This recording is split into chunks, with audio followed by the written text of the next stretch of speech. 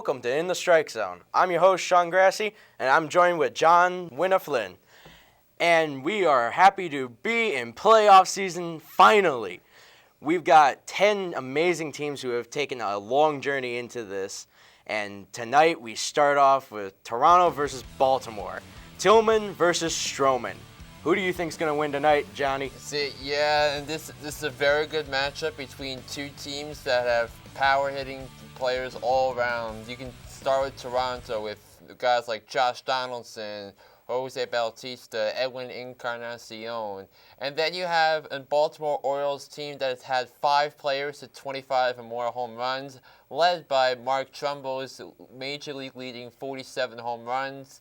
It's going to be a great game, but I think Marcus Stroman is going to shut down Baltimore's lineup by inducing a lot of ground balls, and I think Toronto will take care of business. And I'm going to say 3-2 Toronto wins in a close game. I'm personally thinking Baltimore actually will squeak one out in Toronto because that is such a hitter's park. You look at all the home runs that have been hit in there, and even with the AstroTurf, because it's one of the few stadiums that still has AstroTurf, you look at that, and it's going to be absolutely amazing to see the ball rolling and see how good those defenses actually are. So I think the Blue Jays have more of a plan B in terms of speed. You look at players like Dalton Pompey and Kevin Pillar and others with speed, not only in the outfield but on the base paths. Baltimore was dead last in baseball in stolen bases this year, and I think it's going to pose some problems on their lineup, especially if they keep hitting to ground balls. Well, they have hit big balls, and they've had a lot of opportunity with the momentum shifts.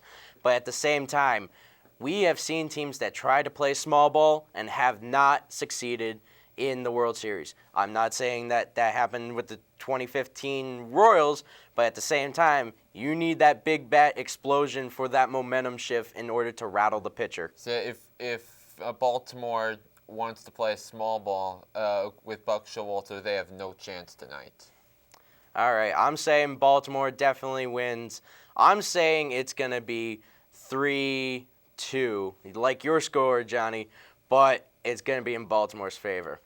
Now in tomorrow night's matchup, Noah Syndergaard versus, we got Madison Bumgarner. Who is ready to see that? Mets, Giants in Flushing. Who's going to win that, Flinny? Yeah, two of the best pitchers in the game going head-to-head in a one-and-done scenario.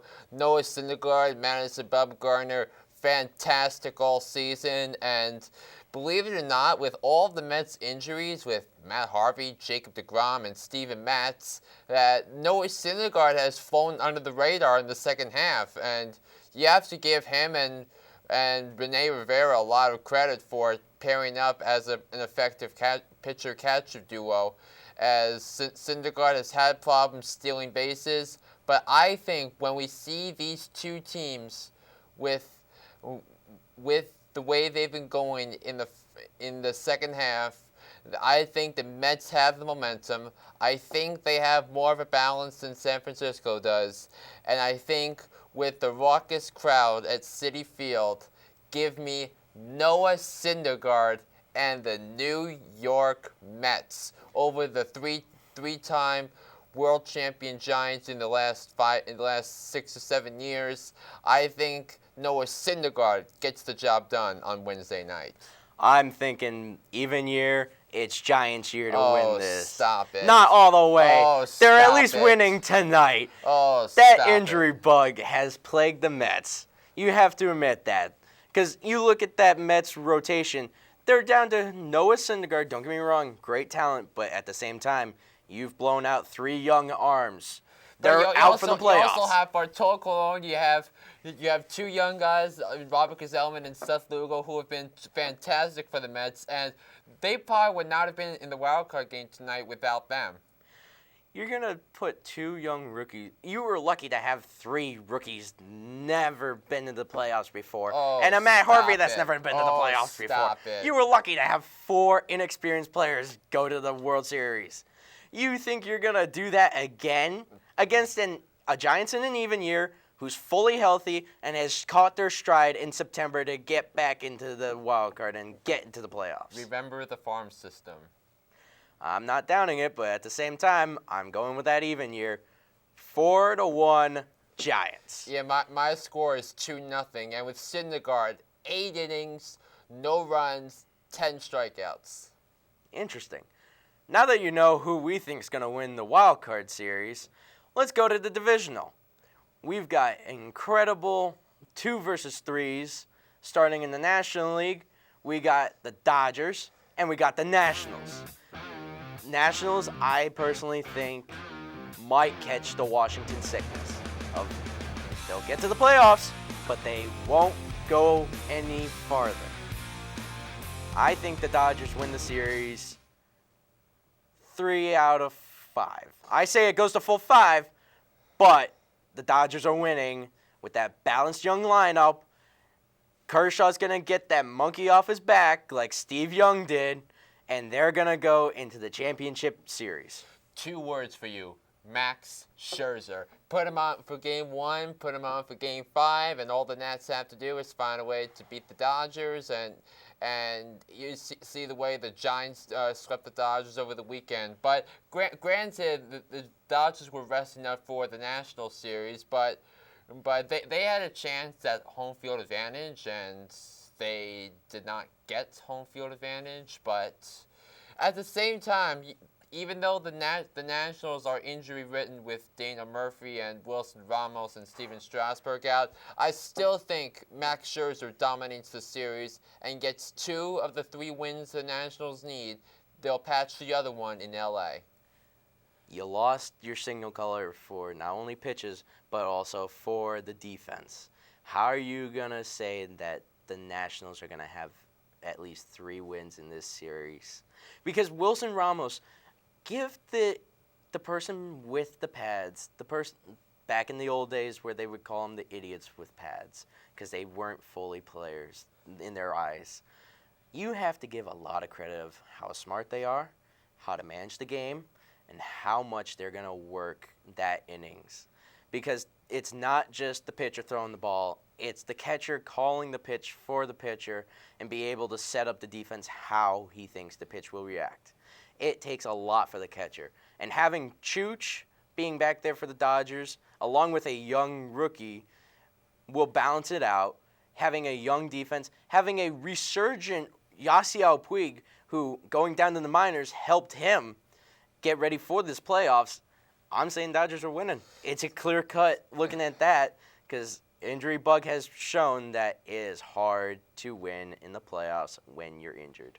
And the last 3 times the Dodgers have made the playoffs as NL champs, they've either lost in the NLCS or the NLDS, and I think that trend will continue for a 4th consecutive year. Well, I'm not denying that. I'm saying the Cubs are going to beat them, but at the same time, they're going to beat the Nats because it's that Washington sickness. Now let's go to the other 2 versus 3 in the AL, Cleveland versus Boston. So yeah, I think you first of all have to give Terry Francona a ton of credit for finding ways to win games. I predicted the Indians to win the World Series a year ago, and I think with the tremendous starting pitching they have, led by players like Corey Kluber and Carlos Carrasco and others, I think they took a step in the right direction, obviously as the 2 seed in the American League tournament. But I think when you try to match them up against a Boston lineup that is so hard to pitch against, I love the Red Sox in 4 games. It's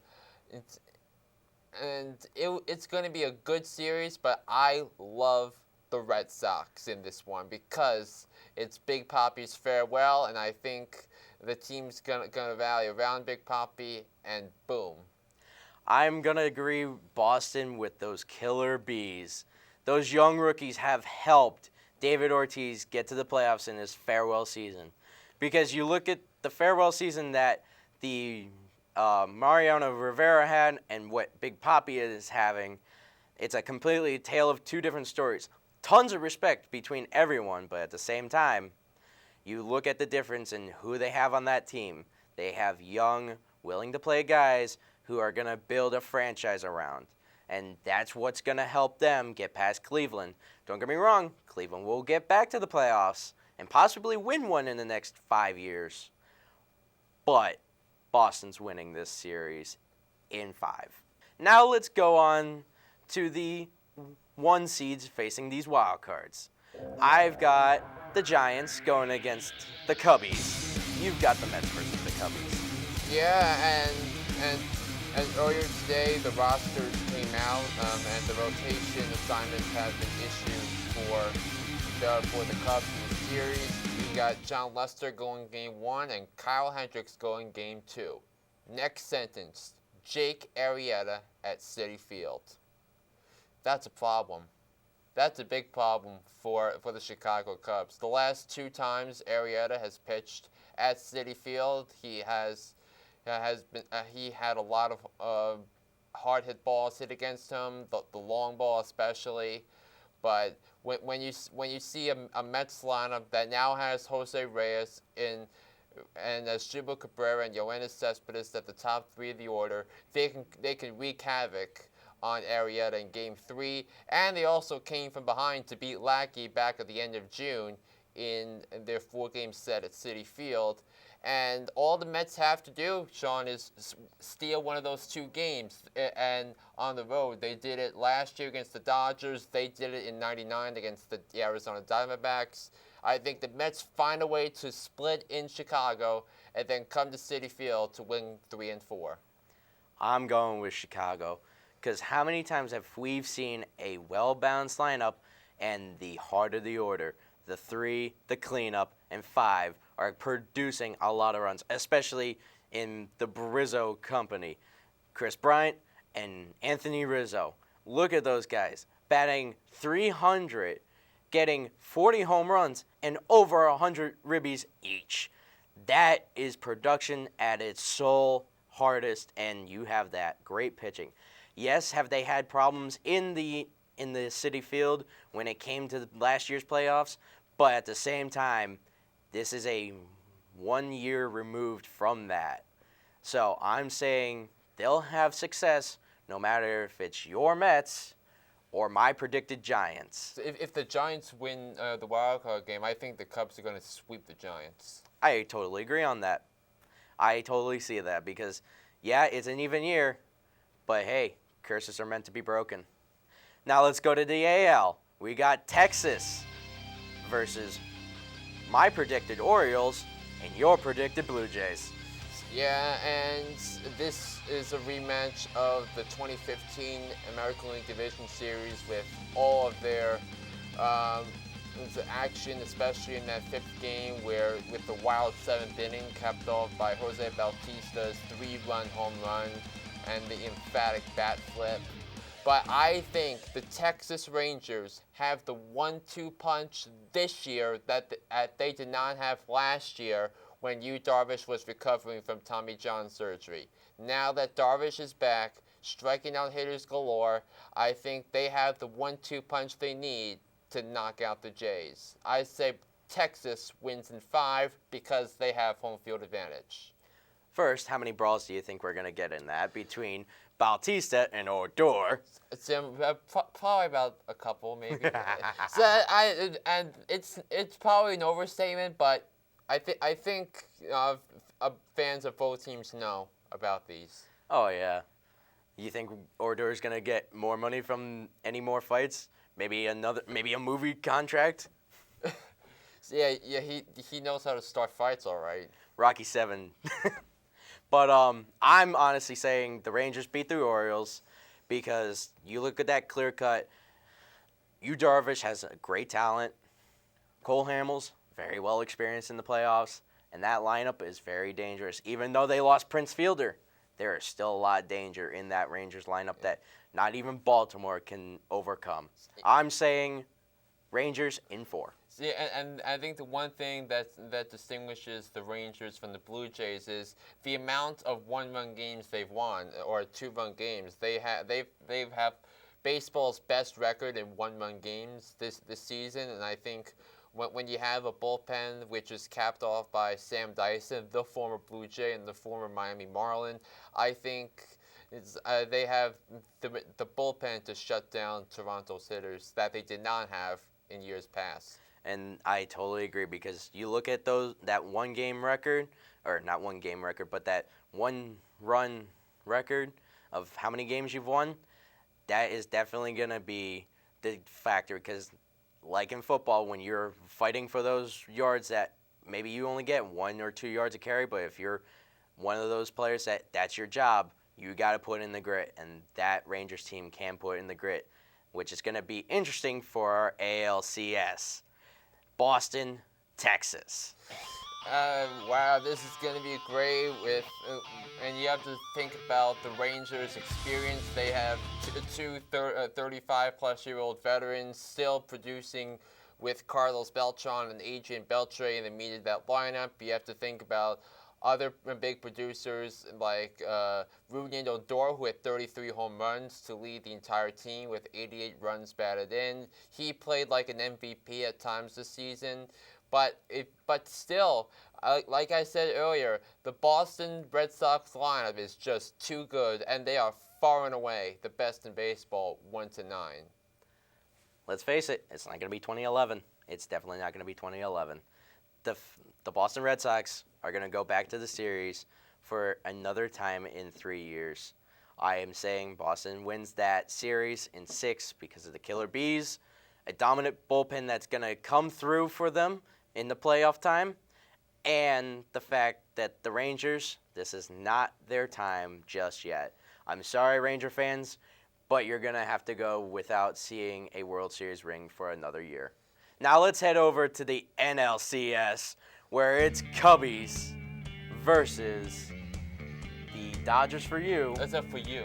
Oh, yeah, Dodgers for me. You want the Nationals. I said the Mets and Nats on my end, because if a Mets-Nats NLCS comes to fruition, it will be a rivalry between two NL East rivals that have had some very good games over the last 3 or 4 years with their good pitching with both sides. But I think with the momentum they have and with the Nats already burning up Max Scherzer from Game 5 of the Dodgers series, I think the Mets find a way against Gio Gonzalez and Joe Ross in the NLCS, where they're going to have extra workloads because of the 5-game series earlier against the Dodgers, between the Dodgers and Nationals. Give me the Mets to go to back-to-back World Series. Okay, what is this, 1990s, where we have Phillies and Braves in the championship game before the Phillies... Remember, the Braves were in the NL West in 93. Yeah, it's still bitter rivals, though. But still, you look at that. You're predicting that it's Nats and Mets? You think the Mets are going to take over the Cubbies? So did anyone think it would be Mets-Cubs NLCS last year before the season started? You look at the two young teams right there. One had great young pitching, the other's well-balanced and young. And considering the playoff expectations for other teams like the Nats, Cardinals, and Dodgers, all who were expected to win it all last year, and neither one of those 3 teams made it to the NLCS. Okay, you're looking at that. Washington, yet again, another Washington sickness because Redskins haven't been there since, 91? The Capitals, who have a great roster, have yet to win a one. You have the Wizards, yet to win one. They get to the playoffs, but they can't finish on and keep going. The Nationals are falling into that same pattern. I'm a Redskins fan, and I feel bad for this city because I know I was the last championship. It hurts me because I want them to see well, but at the same time, I've seen it too many times. We get into the playoffs, Seattle stomps us. We get into the playoffs, Seattle stomps us. We get into the playoffs, Packers beat us. Ugh.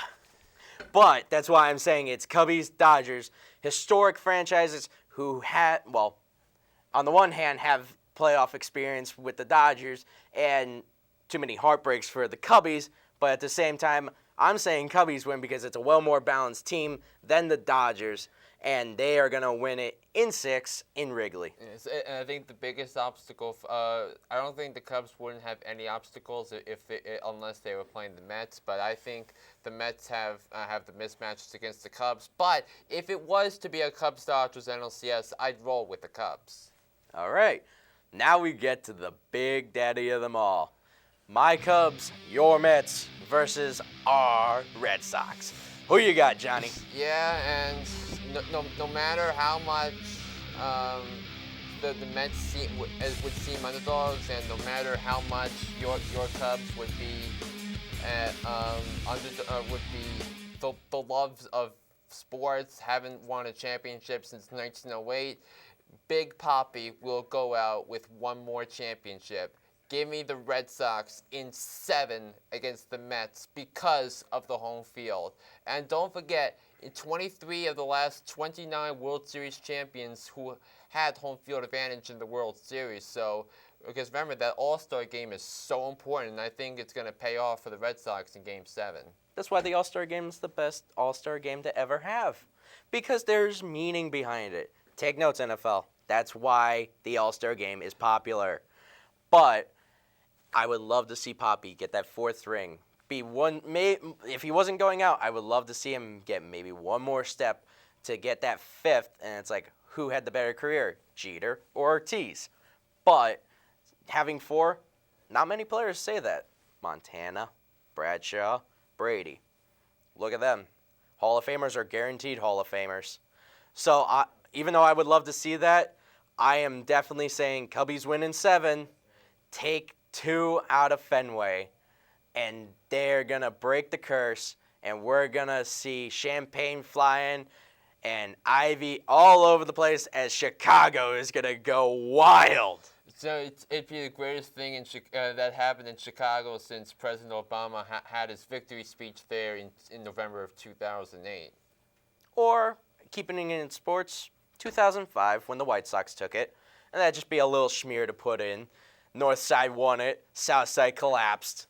Now, looking at all the goodbyes of Big Papi and Vin Scully, I have to say Boston did it nice, giving Big Papi his final game in 162. But I have to say, when you see a rival team take as much respect to a legendary broadcaster, someone that set the trail blazed for 60-plus years, it's truly an honor to see, no matter if it's the home team, the rival team, or the team that doesn't really care in terms of the rivalry. It's nice to see the away team give so much support to someone so historic. Thank you, San Francisco, for staying classy. Your final thoughts on Vin Scully? Yeah, and I think when you look at a player like or a broadcaster like Vin Scully, I think when we see a person like him with a humble heart, he transcended the game, and he transcended the way we as future sportscasters will broadcast games, not especially in baseball for the future. You have to make a description out of the game. You have to communicate to your audience what's really happening, and just especially during the latter portions of his career, Sean, telling stories about the Dodgers when they were in Brooklyn, and then the initial move to LA before the start of the 1958 season, and it's one of the great careers that comes to an end, and you can argue as one of the most important people in the history of the Brooklyn/Los Angeles Dodgers. Absolutely. Thank you, Vin Scully, for everything that you've done over the last 67 years. Thank you, Vin Scully, for a great historic run for being a broadcaster. Thank you for all the memories, all the stories, and the one MLB 2004 video game with Sean Green on it. Thank you for it all. Thank you, San Fran, for being classy. And let's have a great playoffs. Thank you for being in the strike zone and getting the strikeout.